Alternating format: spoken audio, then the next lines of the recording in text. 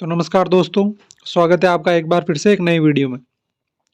तो अगर आप एक सेवारत कार्मिक हैं या प्रोबेशन में भी अगर आप अभी हाल ही में आपकी नई पोस्टिंग हुई है या आप कहीं पे भी गैर राजकीय विद्यालय में अध्ययन करवाते हैं और आपने अगर बीएसटीसी डीएलएड कुछ भी कर रखा है, 2 वर्ष का जो आपका प्राइमरी का पाठ्यक्रम होता है बीएसटीसी डीएलएड, और आप अगर ओपन यूनिवर्सिटी से बीएड करना चाहते हैं तो आपके लिए जो आवेदन का वो प्रोफार्मा है वो कोटा ओपन यूनिवर्सिटी के द्वारा जारी कर दिया गया है। तो देखते हैं इस बार क्या क्या नियमों में बदलाव किया गया है।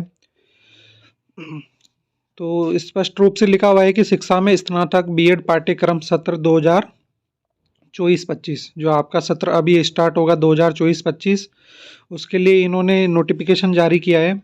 दूरस्थ शिक्षा माध्यम द्वारा द्विवर्षीय कार्यक्रम प्रवेश निर्देशिका, जो आपके नियम है किस प्रकार से आपका एडमिशन होगा, आपका एग्ज़ाम होगा या डायरेक्ट परसेंटेज बेस पर होगा, वो सब कुछ आपका इसमें दिया हुआ है। चलिए बात करते हैं।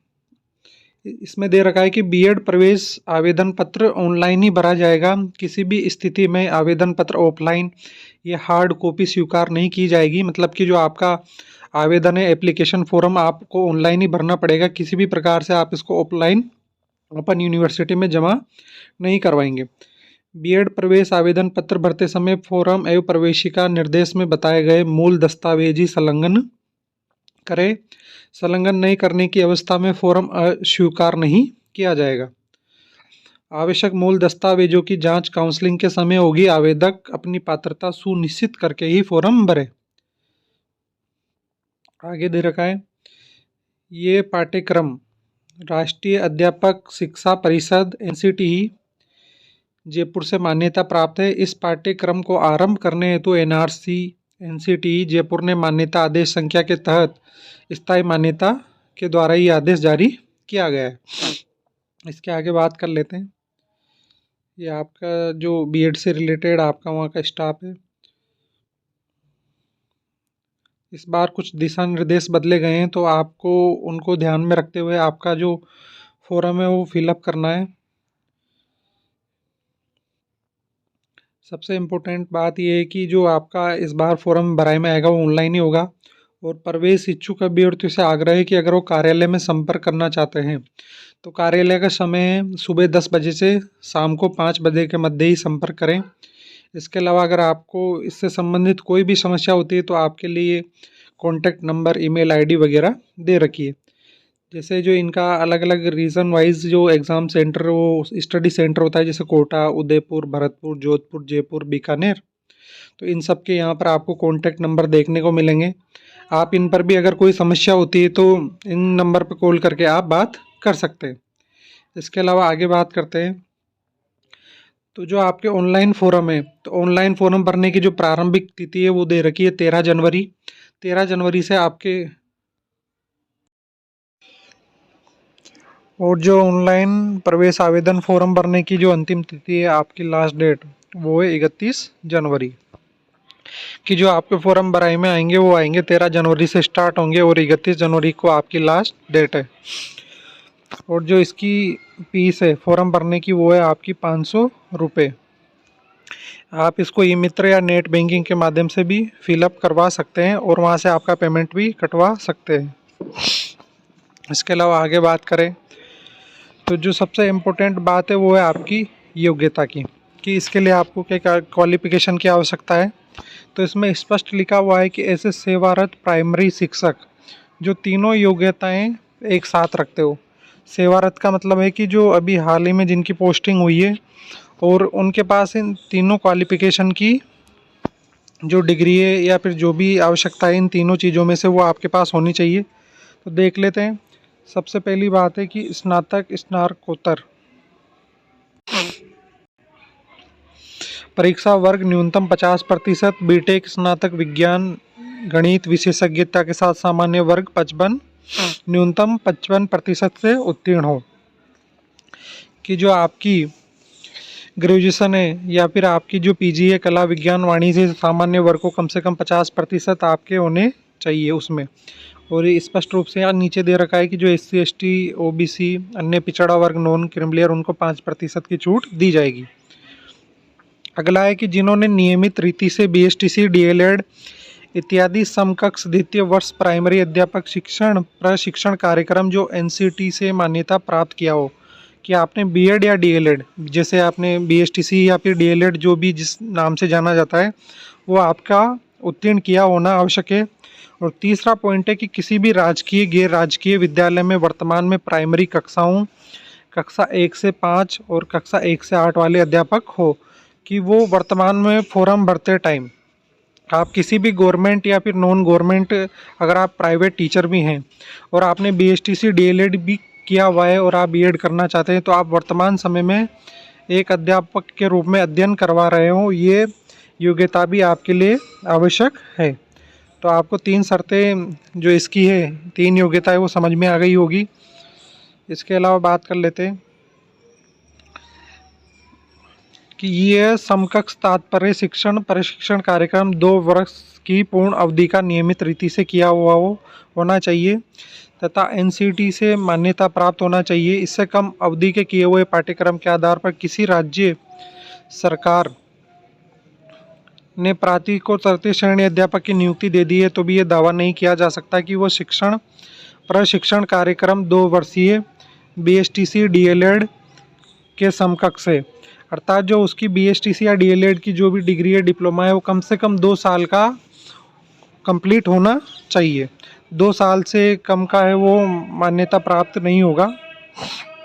इसके अलावा बात करें कि यदि किसी अभ्यर्थी के बीएसटीसी डीएलएड की अंक तालिका प्रमाण पत्र परीक्षा सत्र परिणाम घोषणा की तिथि में 2-3 माह से ज़्यादा का अंतर हो, तो प्रार्थी इस बात का प्रमाण पत्र प्रस्तुत करे कि उसके प्रथम वर्ष एवं द्वितीय वर्ष का नियमित रीति से पूर्ण करने का प्रमाण पत्र सत्र क्या है।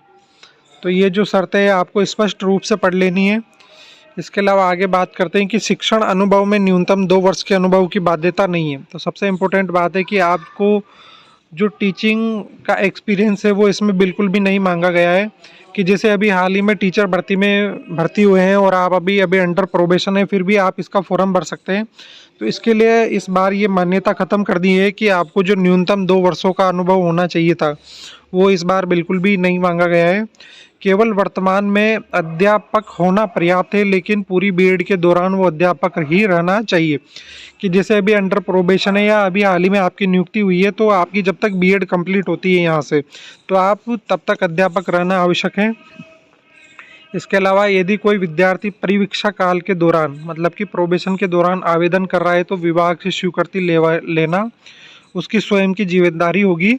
कि आपको है जो विभाग से आपके स्कूल पीओ स्कूल है या फिर आप जहाँ भी अध्ययन करवा रहे हैं, वहाँ के जो भी डायरेक्टर हैं, उनसे एनओसी की आवश्यकता पड़ेगी कि उनको इससे संबंधित कोई भी समस्या नहीं है।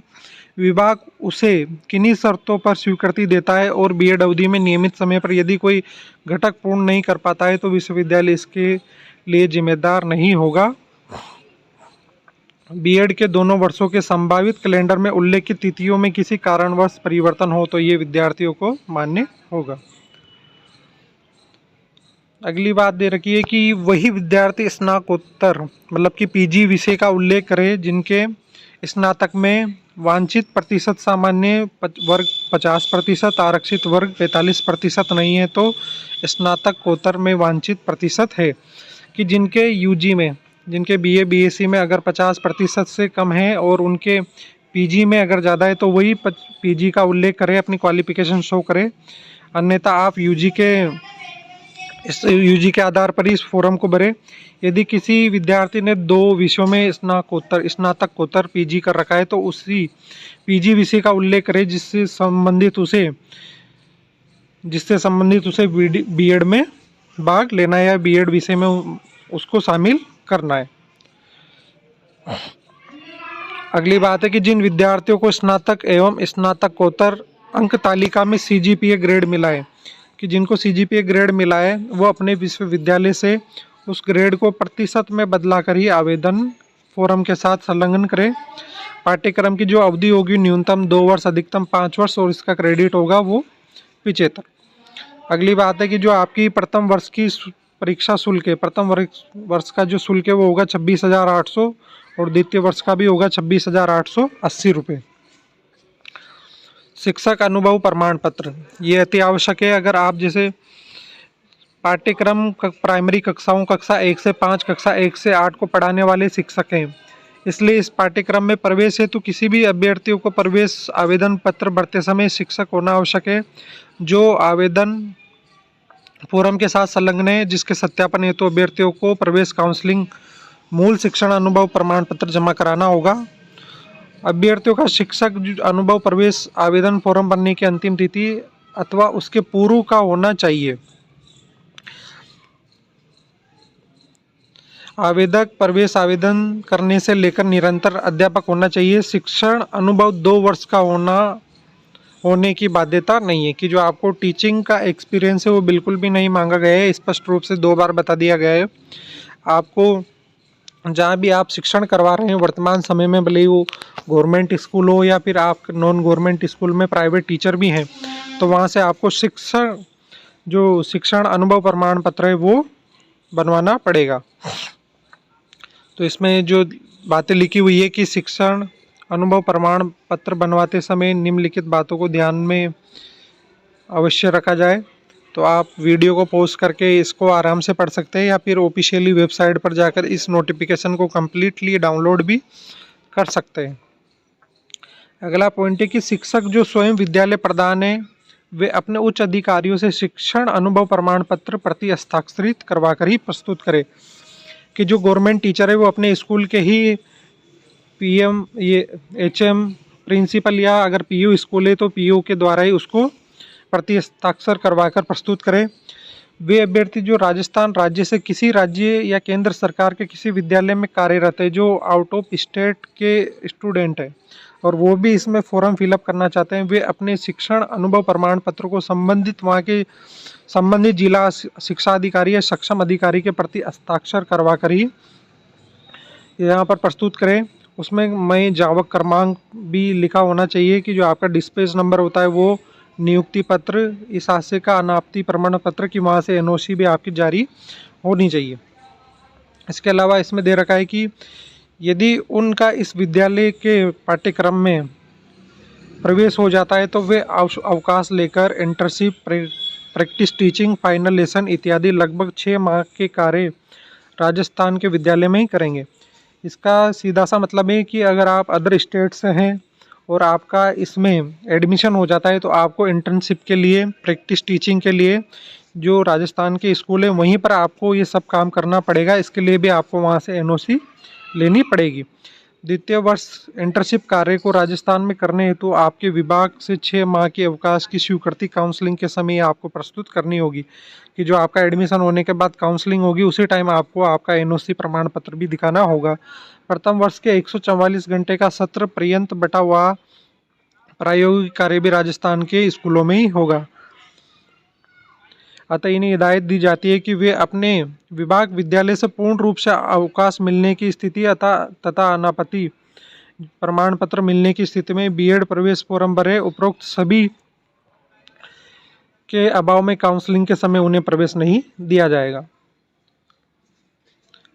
अगला है कि यदि किसी अभ्यर्थी अथवा रक्षाकर्मी ने राजस्थान राज्य से बाहर का शिक्षण प्रमाण पत्र BSTC DLED नाम के अलावा से कर रखा है तो उस संस्थान से इस पाठ्यक्रम की अवधि 2 वर्ष होना, पाठ्यक्रम नियमित रीति से होना चाहिए और वो NCTE से मान्यता प्राप्त होना, तीनों का उल्लेख किया हुआ प्रमाण जारी करवा कर ही प्रस्तुत करे। इसे प्रवेश फॉर्म भरते समय संलग्न करे और काउंसलिंग के समय प्रस्तुत करे। इसके अभाव में B.Ed हेतु पात्र नहीं होंगे।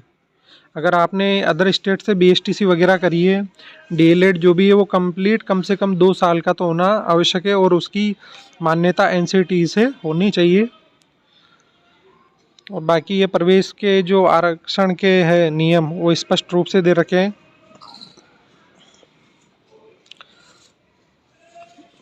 और इसके अलावा यहाँ पर देख लेते हैं कि विदित है कि OBC MBC का प्रमाण पत्र आवेदन के समय 1 वर्ष से पूर्व का नहीं होना चाहिए।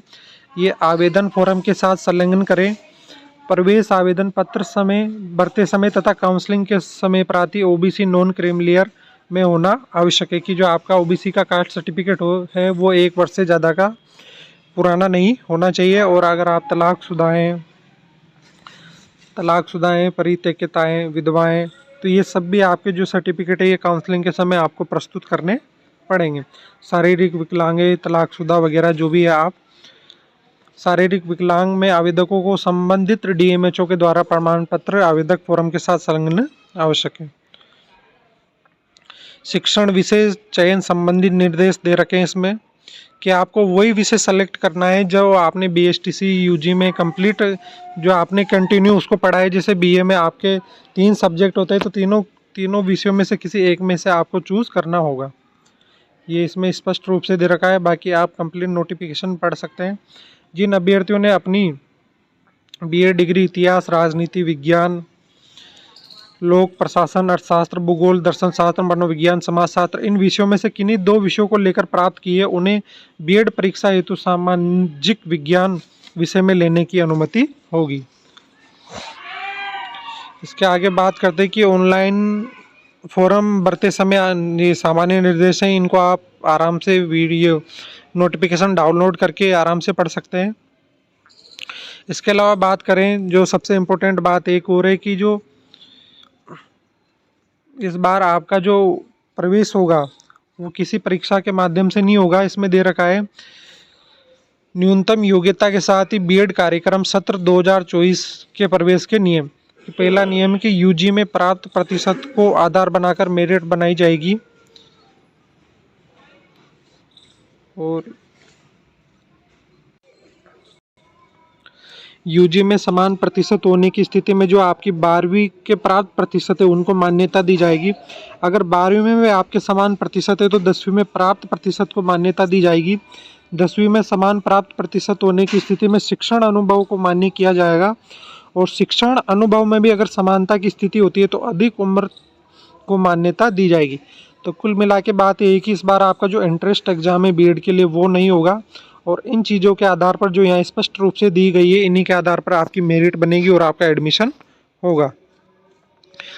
बीएड कार्यक्रम 2024 प्रवेश हेतु आवेदन फॉर्म के साथ लगाई जाने वाली संलग्न डॉक्यूमेंट है। तो ये काउंसलिंग के समय इनकी एक बार और जांच होगी। तो स्पष्ट रूप से एक बार इनको देख लें कि राजस्थान के जो डोमिसाइल प्रमाण पत्र है, मूल निवासी, बीएसटीसी मार्कशीट 10वीं की, 12वीं की, बीए की, एमए की, आयु प्रमाण पत्र के लिए आपके 10th वगैरह, शिक्षण अनुभव प्रमाण पत्र जो एक प्रारूप है विश्वविद्यालय के द्वारा उसके द्वारा जारी किया गया है, उसी आधार पर आपको बनवाना है। SC ST का सेवारत, सेवामुक्त, सेवानिवृत्त रक्षाकर्मी प्रमाण पत्र, कश्मीरी विस्थापित प्रमाण पत्र, तलाकशुदा महिला प्रमाण पत्र, विकलांग प्रमाण पत्र। तो ये सब आपको ऑनलाइन आवेदन के समय इनकी आवश्यकता होगी। और जो आपका शिक्षण अनुभव प्रमाण पत्र है उसका फॉर्मेट इस प्रकार है, जो ऐसे बनेगा। इसमें आपको स्पष्ट रूप से दे रखा है कि विद्यालय जावक क्रमांक, डिस्पेच नंबर, दिनांक, आपका नाम, विद्यालय का नाम, दिनांक से लगातार वर्तमान में स्थायी अस्थायी परिवीक्षा काल, कक्षा 1 से 5, कक्षा 1 से 8 में अध्यापन करवा रहे हैं, उनकी वेतन श्रृंखला जो L1 L2 ऐसे जो भी आपकी है वो लिखनी है। और वार्षिक आय यहाँ पर आपको लिखनी है। इसके अलावा ये विद्यालय राजकीय विद्यालय जो राज्य के सरकार द्वारा संचालित है। अगर आप गवर्नमेंट स्कूल में गवर्नमेंट टीचर है तो आपको इस पर क्लिक करना है, यहाँ पर राइट टिक मार्क लगाना है। ये विद्यालय गैर राजकीय विद्यालय जो केंद्र राज्य सरकार से मान्यता प्राप्त है। अगर आप प्राइवेट टीचर है तो आपको यहाँ पर टिक मार्क लगाना है। इसके अलावा बात करें तो यहाँ पर आ जाएंगे आपके हस्ताक्षर। अगर आप गवर्नमेंट स्कूल के टीचर है और उसी के स्कूल के पीओ से आपको संस्था प्रदान के हस्ताक्षर यहाँ करवाने हैं। और अगर आप प्राइवेट स्कूल में तो आपको जिला शिक्षा अधिकारी या बीओ लेवल से आपको ये प्रमाण पत्र बनवाना होगा, उसके लिए आपको यहाँ हस्ताक्षर करवाने होंगे। उसके अलावा जो यहाँ पर नियम शर्तें दे रखी है वो आपको स्पष्ट रूप से पढ़ लेनी है और बिल्कुल ध्यानपूर्वक जानकारी के साथ पूरी जानकारी लेते हुए आपको फॉर्म भरना है। फिर भी किसी प्रकार की अगर आपको समस्या होती है तो आप ऑफिशियली वेबसाइट पर जाकर नोटिफिकेशन को डाउनलोड कर सकते हैं और आपको हेल्पलाइन नंबर दे रखे हैं, उन पर आप कॉन्टैक्ट कर सकते हैं। तो दोस्तों वीडियो पसंद आया होगा, वीडियो पसंद आया तो चैनल को सब्सक्राइब करें, वीडियो को लाइक करें और दोस्तों के साथ शेयर जरूर करें। धन्यवाद।